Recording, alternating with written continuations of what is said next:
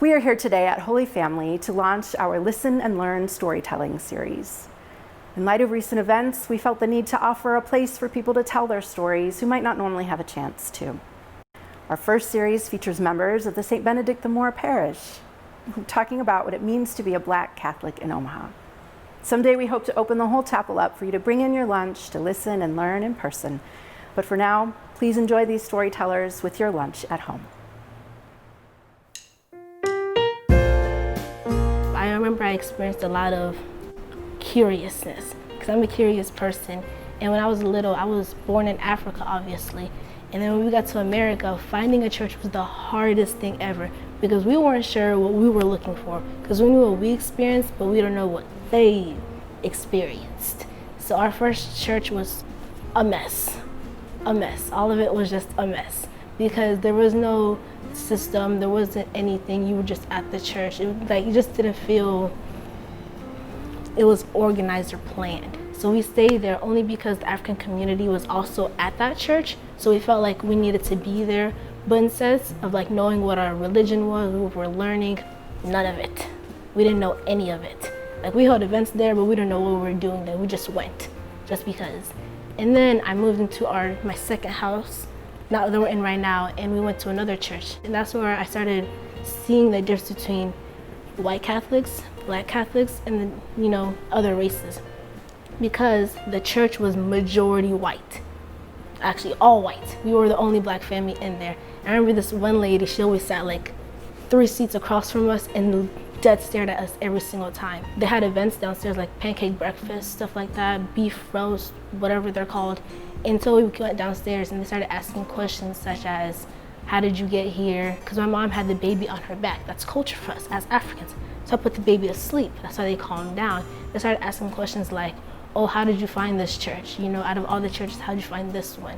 Are you sure you're not Islamic? Stuff like that. Because my mom wore on her head, and that's not Islamic wear. It's just a head wrap, And the clothing that she wore, the prints, they were all beautiful, but they didn't understand it.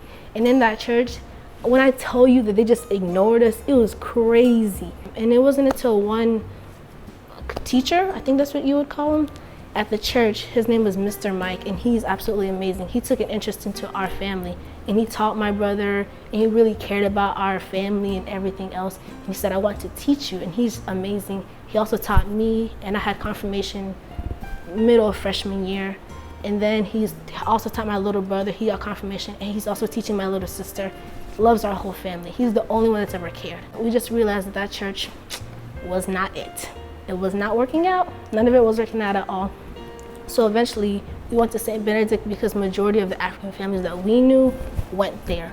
And that's where we felt like Black Catholics were a thing, because we all honestly didn't know. And then once I got more involved in St. Benedict, that's when I noticed that there's a big difference in being a Black Catholic and any other Catholic. As a young adult, you go through the world, you see people your age, and you want to assume that they're like you. You want to assume that they do things that you do. But in all honesty, the majority of my friends, people that I talk to, they renounce religion. They don't want anything to do with it. So, talking to them about something, they don't really understand it. And when you say you are into your religion or you're Catholic, especially Catholic, then they're like, oh, I don't believe in that. What do you mean? How do you not? It isn't made up. And they'll say things like, oh, did you know the Catholic Church used to do this back in the day? Did you know this and this? Yes, I understand that. Just like all religions, some person or some people, they try to manipulate it and make it something it's not. There's always an evil side to some religion, but it's never the religion itself. It is the people that do that. So when you have good people in that religion, then the true, character of it comes out. You either follow how it is or you make it up just to fit your rules. And then that's when I noticed that everything is very, very different. Everybody makes up rules for themselves. So when you say you're a true Black Catholic, especially in Omaha, they don't want to believe you. They're like, oh, teens aren't Catholic these days, either they're in the streets or they just don't have a religion at all, either or. And then I'm like, why can't there be in the streets or a religion? They're like, no, that doesn't exist. It does exist, because I know back in early 1900s, Black people, there was a lot of soul with their religion. They followed it a lot because that's what guided them through hard times. That's what they believed in, that's what they relied on. So when I see it now, I'm like, I know back then you didn't say the same thing. It's just, new age and new time. People think they don't have to follow it anymore because things are better. things are not better. Have you seen the world, like Black Lives Matter, stuff like that? This is not better.